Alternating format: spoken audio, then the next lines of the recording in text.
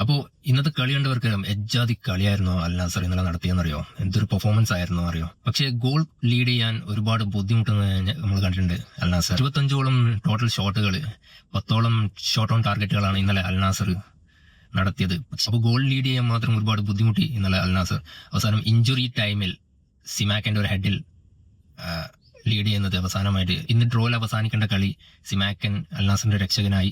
വേറൊരു കാര്യം എന്ന് പറഞ്ഞാൽ ഇന്നലത്തെ അൽ നാസറിന്റെ പെർഫോമൻസിന്റെ പിന്നിൽ വേറൊരു കയ്യും കൂടി ഉണ്ട്. അത് ഫാൻസിന്റെയാണ്. ഇന്നലെ സ്റ്റാർട്ടിങ് ഗെയിം തുടങ്ങിയത് തൊട്ട് തന്നെ അൽ നാസർ ഫാൻസ് നന്നായി സപ്പോർട്ട് ചെയ്യുന്നത് നമ്മൾ കണ്ടിട്ടുണ്ട്.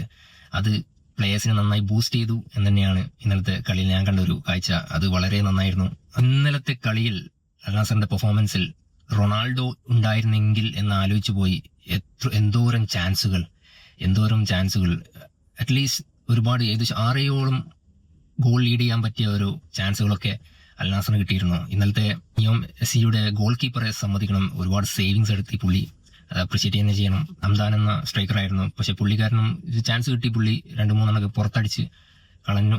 അപ്പോൾ നമുക്ക് അവിടെ മനസ്സിലാക്കാൻ പറ്റിയത് എത്രത്തോളം എക്സ്പീരിയൻസ്ഡ് ആയിട്ടുള്ള ഒരു സ്ട്രൈക്കറെയാണ് അവിടെ ആവശ്യം. നമ്മൾ ഇപ്പോൾ ഒരുപാട് ആൾക്കാർ ക്രിസ്ത്യാനോനെ കളിയാക്കുന്നുണ്ട്, റൊണാൾഡോ ഇല്ലെങ്കിലും അൽ നാസർ വിജയിക്കുമെന്ന്.